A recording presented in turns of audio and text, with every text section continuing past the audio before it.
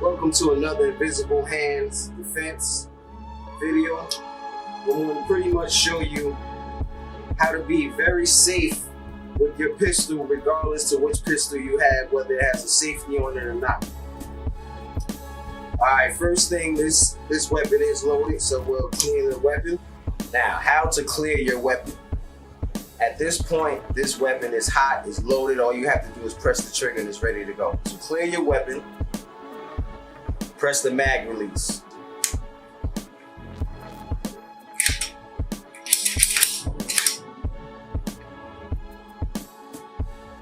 Next, remember to never point a gun towards anything that you're not ready to shoot at, whether it's target, your threat or whatever. Never point a gun towards anything you're not ready to shoot at, and keep your finger off the trigger at all times. You can actually get used to just keeping your finger along the side of the weapon. Now, number one, this is actually a Glock. Very simple pistol, doesn't have too many things on it. The first thing that made me realize that this can be a safe weapon is the trigger needs to actually be pulled for it to actually go off. It has a two-piece trigger where there's a spring trigger in the beginning, and then there's another trigger that actually carries the trigger to actually, make it go back. So as long as your finger is not on the trigger, you shouldn't have an accident. And that's regardless of you taking it out of a holster, putting it in your holster, actually drawing the weapon. You don't need to have your finger on the trigger unless there's a threat. So, other than that, the mechanics of this weapon is pretty simple. This is the lower receiver. Pretty much has everything in there for you to have a trigger, the pins and the springs, and also the mag release. This is known as the slide, which has the guiding rod and the recoil spring. This is the barrel. This is the slide. This is the weapon. Very simple. When you put it back together, same way I took it apart, put the barrel in, put the guiding rod in, snap that in. You see the tracks here, just line that up with the tracks on that. Slide it back. Simple. Safely, with your hand off the trigger, rack the slide back to get out the bullet that was in the chamber. Once you check the chamber, you'll see that there's nothing in there. Stick your finger in there, make sure there's nothing in there. The gun is pretty much cleared. At that point, it's safe. This is the lower receiver. This is pretty much the gun. Has the serial numbers on it, and this is pretty much what makes the gun work. Without this, you don't have the gun. You can actually have this by itself and order parts to put this together, but if you don't have this, you can't have a gun. So this is known as the lower receiver. It has the trigger group, has the mag release, and the rail and all of the pins and everything for the weapon to work. This is known as a slide. Slide is what pretty much holds the barrel, the guiding rod together to allow the action to happen for the bullet to actually get discharged. This is the barrel in which the bullet goes through. This is the guiding rod. When you actually pull back the slide, the pressure and the spring that you feel, that's this spring.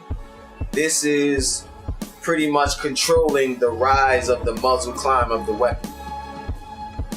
And the guiding rod pretty much guides the spring. It's a stainless steel guiding rod. Most weapons come with plastic. I actually upgraded to a stainless steel guiding rod because after a while the plastic winds up wearing down and starts to bow in the middle, which can lead to a jam or, you know, other type of hiccups with your weapon. So I kind of upgraded it. It's not too expensive. I think maybe that's something you should all do once you check your weapon and realize that your guiding rod is plastic. So other than that, this is in charge of controlling the muzzle. All right, and this is what people call a clip. This is a magazine. Magazine is which holds the rounds. The rounds are pretty much, this is what's pretty much the bullet. This front piece, this copper piece. The shell is what drops. Once you discharge the weapon, this is the only thing that actually comes out. This piece drops, and once the pin, which is in here, there's a firing pin inside that hits the back of this goldish looking circle thing, ignites the gunpowder. The gunpowder pushes out as it bulges from all of the gas and pushes out the bullet head. The brass drops, and that's how the bullet is actually discharged. This is how you unload the magazine.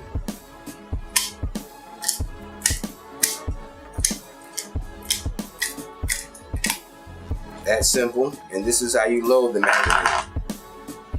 Make sure the back part of the magazine is lined up with the back part of the bullet, not that way.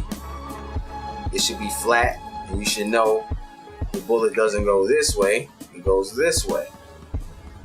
So take your thumb, you seat it in the front, you don't sit it back here, you sit it in the front, and you just push down and push back.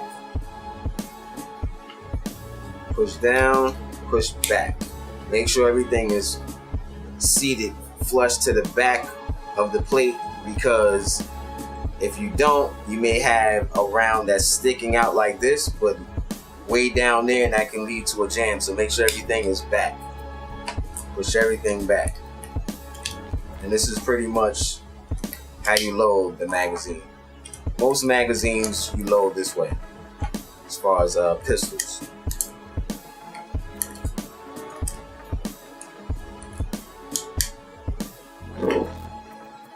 Already inserted the barrel. Make sure the flat side is facing down, because you need the hook and everything to connect into the guiding rod.